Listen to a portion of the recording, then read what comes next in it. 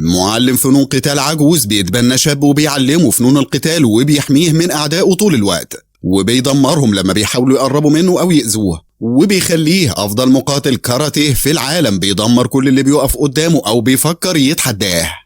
بيبدأ فيلمنا وبنشوف مدرب كاراتيه اسمه جون بيدرب مجموعة شباب على فنون قتال الدوجو، وده يبقى نوع من فنون الدفاع عن النفس ولكن أسوأ نوع فيهم. وبيظهر عنده السيد مياجي ومعاه دانيال، وبيروح لجون وبيقول له إنه واحد من تلاميذه قال له إنك اعتديت عليه وضربته، وبعدها بيقول له إنه يخلي تلميذه دانيال يدخل في قتال مع واحد من تلاميذه، لكن مياجي بيرفض وبيقول له القتال يكون في مسابقة رسمية، وفعلا بيدخلوا يشاركوا في مسابقة قتال، ودانيال بيضرب لورانس ضرب شديد جدا، والجولة بتنتهي وجون بيقول للورانس إنه يضرب دانيال ويكسر رجله، وده طبعا بيكون مخالف لقواعد اللعبة. وبيرجع لورانس الماتش من تاني في مواجهة دانيال، وبعد تركيز دانيال بيضربه ضربة قوية جدا وبيرميها على الأرض، وبيقدر يكسب الماتش وياخد البطولة. وبعدها بيشوف السيد مياجي جون ماسك تلميذه من رقبته لأنه خسر الماتش، فبيروح وبيقول له يسيبه يمشي لكنه بيرفض، فبيستخدم معاه العنف وبيضربه، وبيحاول جون يسدد ضربات للسيد مياجي بس بيفشل وإيده كلها بتنزف. وبيرجع جون البيت وهو متضايق جدا، وبيقرر انه يتخلى عن تدريب الكاراتيه ويسيب البلد ويسافر بسبب الديون الكتيرة اللي عليه واللي مش عارف يسددها. وبيروح عند صديقه سيلفر واللي بيكون مدرب كاراتيه، وبيلاقيه بيتدرب مع 2 من تلاميذه، واول ما بيشوفه بيفرح جدا وبيسلم عليه ويرحب بيه، وبيقول له انه ساب تدريب الدوجو وبيديه مفاتيح المكان، لكن سيلفر بيشجعه يكمل تدريب بس ياخد كام يوم راحة، وبيخليه يطلع رحلة على حسابه لحد ما اعصابه تهدى، وبيوصلوا المطار بنفسه، وبيتفقوا انهم ينشروا الدوجو في كل مكان وينتقموا من السيد مياجي ودانيال. وبيوصل وقتها السيد مياجي ودانيال لوس أنجلوس، وبعدها بيتصل بأمه وبيطمنها على دانيال وبيقول لها انه هيهتم بيه جدا ويعلمه الكاراتيه بنفسه. وبعدها دانيال بيكلمها وبتقول له انه لازم يسمع كلام السيد مياجي في كل حاجة ويروح الكلية بتاعته من اول يوم. وبنعرف ان السيد مياجي بيحب شجر البونساي، وجايب معاه شجرة تمنها غالي جدا ومش عارف يحطها فين، وبيقول له دانيال انه لازم يفكر ويفتح متجر يبيع فيه شجر البونساي ويحقق حلمه، وبيقول له انا معايا فلوس كتير جدا،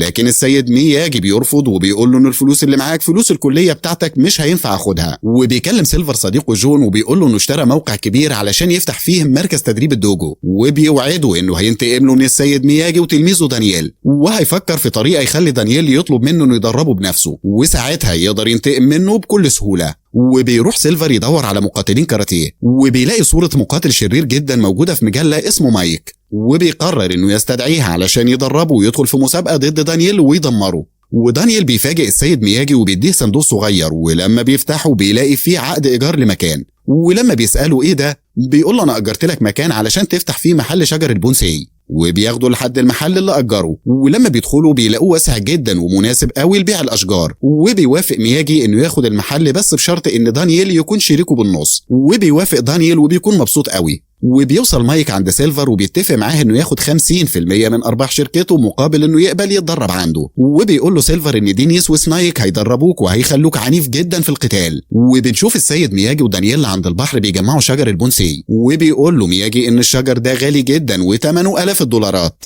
وانه حاطط شجرة اصلية وسط الجبل وصعب جدا حد يوصل لها، وبياخدوا بعدها فوق الجبل وبيبدأوا تدريب. وبنشوفهم في يوم جوه المتجر مع بعض، وبيقول له دانيال ان في مسابقة قتال في المدينة وفيها شرط جديد، وهو ان اللي كسب البطولة قبل كده هيشارك في المسابقة ويلعب النهائي بس، وبيطلب منه يدربه عشان يشارك في المسابقة، وبيديه استمارة المسابقة عشان يمضي عليها، لكن السيد مياجي بيرفض. وبيروح دانيال علشان يشتري أوعية يحطوا فيها شجر البونساي، وهناك بيقابل بنت اسمها جيسيكا وبيتعرفوا على بعض، وبيعرف انها بتحب تسلق الجبال، وبيقول لها انهم فاتحين محل بيبيعوا فيه شجر في الشارع، وبياخد منها ميعاد بعد ما تخلص شغلها علشان يتقابلوا. ولما بيرجع من عند جيسيكا السيد مياجي بيديله استمارة المسابقة وبيفتكر انه مضى عليها، لكن لما بيفتحها مش بيلاقي توقيعه، فبيتضايق جدا دانييل وبيقول له انا نفسي اشارك في المسابقة دي، بس بيقول له انه يحرق الورقة عشان يبطل يفكر في المسابقة تاني. وفي نفس الليلة بيدخل سيلفر البيت بتاعهم، وبيعرف ان السيد مياجي كان مشارك في الحرب العالمية، وبيفضل يمشي ويدور في البيت،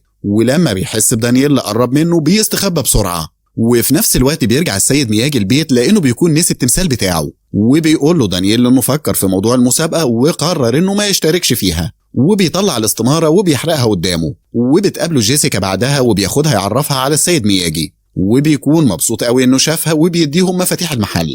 وبيدخلوا وبتتفرج جيسيكا عليه وبتكون فرحانة قوي لما بتشوف الشجر. وبيقول لها دانييل ان المعلم بتاعه وبيدربه على الكاراتيه من وهو طفل صغير. وفجأة بيدخل عليهم مايك ودينيس، وبيقول له مايك انه لازم يشارك في المسابقة علشان يضربه وينتزع منه لقب البطولة، وانه لو ما اشتركش هيأثر على مستقبله وهو مش هيسمح بكده مهما حصل. وبيديه الاستمارة عشان يمضي عليها، لكن دانييل بيرفض. فبيغضب جدا مايك، لكن صديقه بيخرجه بره المحل وبيتوعدوه انهم هينتقموا منه لو ما اشتركش في المسابقة. وفي يوم وهم بيتدربوا بيجي لهم سيلفر وبيقول لهم انه كان بيتدرب في كوريا الشمالية، وكان في مدرستهم جون، وعرفوا بكل اللي عملوا معاهم. وبيعتذر لهم عن تصرفاته وبيقبل السيد مياجي اعتذاره. وبعدها سيلفر بيقول لهم ان جون مات بسبب أزمة قلبية بعد ما تعرض لخسارة كبيرة قوي، وكان جاي عشان يساعده بس للأسف بعد فوات الأوان. وبيقدم لهم اعتذاره للمرة التانية وبيودعهم ويمشي. وبالليل جيسيكا بتجيب له أكل وكمان بتديه وعاء مرسوم عليه شجرة البونسي، وبيكون فرحان بيه قوي.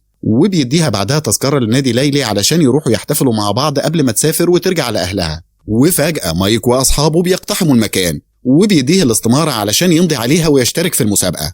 بس دانييل قال لهم إنه مش هيشترك مهما حصل. فبيبتدوا يكسروا في المكان، ويبدأ مايك يضربوا ضربات قوية جدا وبيرميها على الأرض. فوقتها بيجي السيد مياجي وبيمسكهم كلهم وبيفضل يضرب فيهم وبيخرجهم بره المحل. وبيركبوا عربيتهم وبيوعدوا إنه كل يوم هيجوا هيضربوه لحد ما يشترك في المسابقة.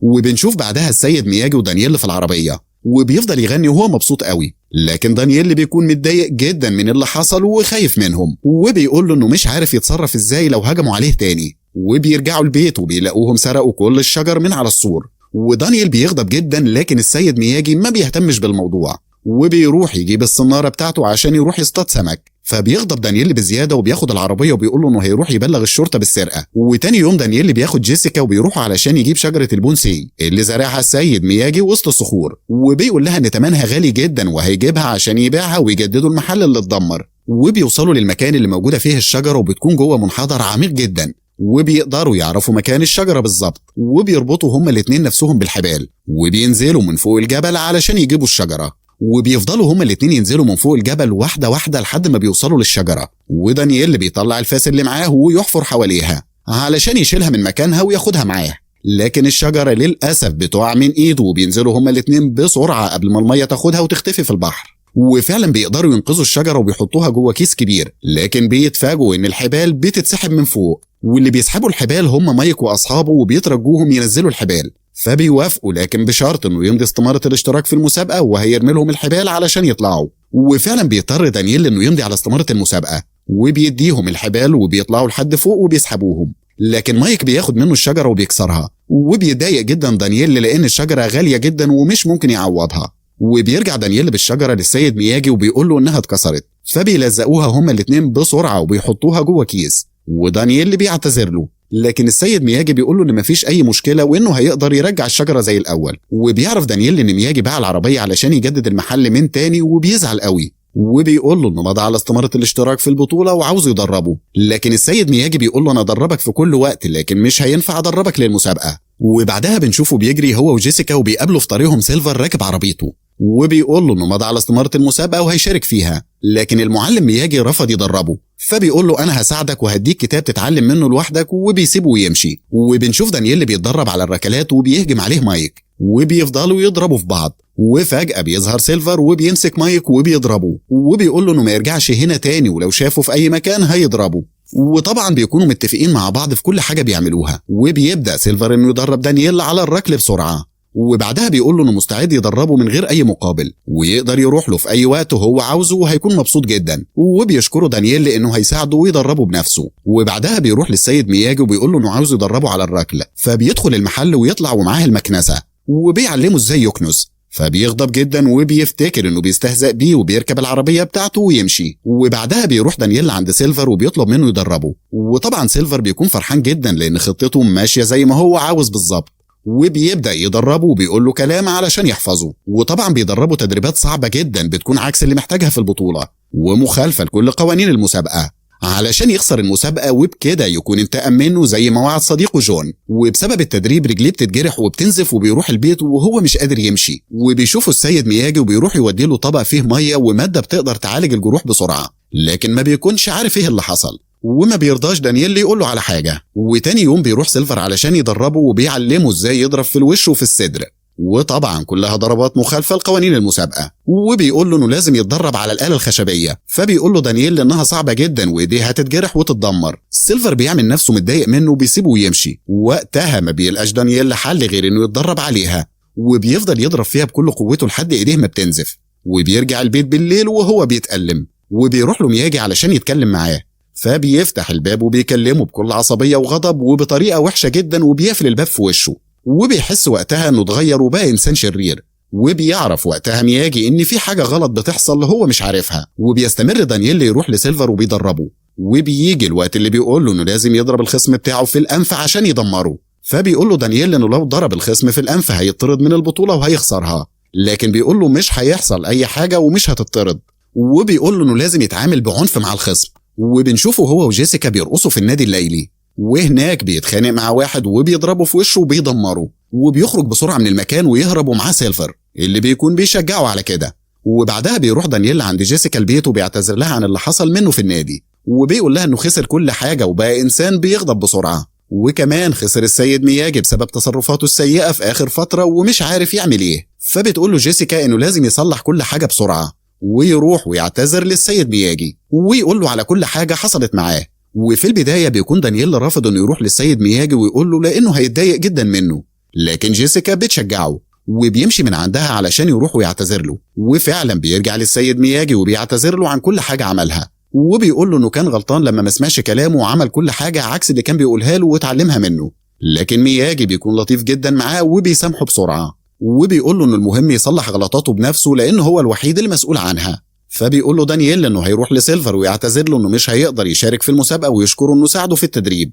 وبيروح سيلفر وبيقول له انه راجع نفسه في القرار اللي خده، وانه خلاص مش هيشارك في المسابقة لانه اتغير وبقى انسان سيء جدا، وبيشكره انه كان بيدربه مجانا.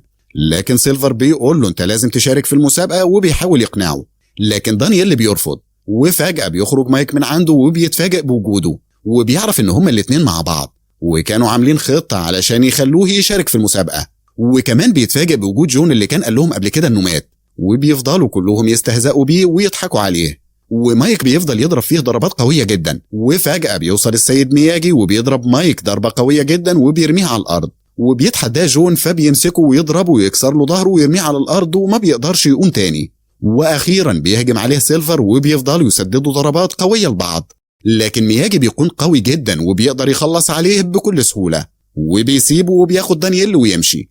ومن وقتها بيقرر السيد مياجي انه يدرب دانييل علشان يشارك في المسابقة، وبنشوفه بيدربه عند البحر. وكمان سيلفر وجون بيدربوا مايك وبيكون مقاتل عنيف جدا. وبعدها بنشوفهم هما الاتنين مع بعض وبياخدوا شجرة البونسي وبيزرعوها بين الجبال. وبيقول له المعلم مياجي انه بيثق فيه جدا وفي قدراته، وانه جواه شخص قوي جدا ويقدر يتغلب على المنافس بكل سهولة. وبيكون وقتها دانييل مبسوط جدا من الكلام اللي بيقوله مياجي. وبيجي يوم المسابقة وبنشوف مايك بيدمر كل المقاتلين اللي بيتحدوه، وبيخلص عليهم بضربة واحدة قاضية ومفيش حد قادر عليه. وبيقف سيلفر في وسط حلبة القتال وبيقول للجمهور انه افضل مدرب كاراتيه موجود في العالم، وانه فتح صالة تدريب يقدروا يجيبوا اولادهم يتدربوا ويتعلموا كل حاجة علشان يقدروا يدافعوا عن نفسهم ويبقوا ابطال. وبعد ما بيخلص كلامه بيروح لمايك وبيقول له انه يستخدم كل الطرق المشروعة والغير مشروعة في القتال ضد دانييل، وانه ما ينهيش الماتش من اول جولة ولازم يدمره ويعذبه الاول وبعدها يخلص عليه وينهي الماتش. وبيجي وقت الماتش وبيستعدوا الاتنين للقتال، وبيحذرهم الحكم ان اي حد فيهم هيستخدم اسلوب عنيف ويخالف قوانين المسابقة هيطرد على طول. وبيبدأ القتال وبيهجم مايك على دانييل بكل عنف وشراسة، وبيخرجوا بره الحلبة وبيوقعوا بضربة قوية جدا على الارض، وما بيكونش عارف يعمل ايه قدام مايك الشرس في القتال. وبتبدأ الجولة التانية وبيهجموا على بعض، لكن مايك بيكون متفوق جدا وبيضرب دانييل ضربة قوية بيوقعه، وبيقف تاني دانييل وهو بيتألم من الضرب وبيضرب مايك ويوقعه على الأرض، لكن بسرعة مايك بيقوم وبيضربه وبيوقعه تاني، وبيكون جسمه كله بيتألم من الضرب لكن بيكمل الماتش. وبيستمر القتال بينهم وبيمسكوا مايك وبيفضل يضرب فيه ويتألم من كتر الوجع.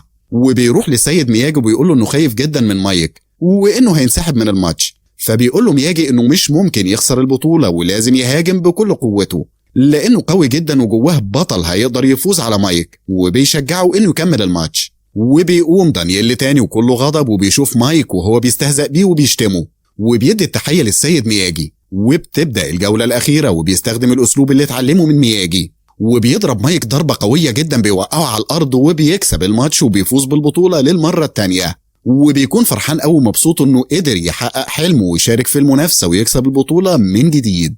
بكده بينتهي فيلمنا النهاردة، نتمنى إنكم تكونوا استمتعتوا معانا. استنونا في فيلم جديد على قناتنا. سلام.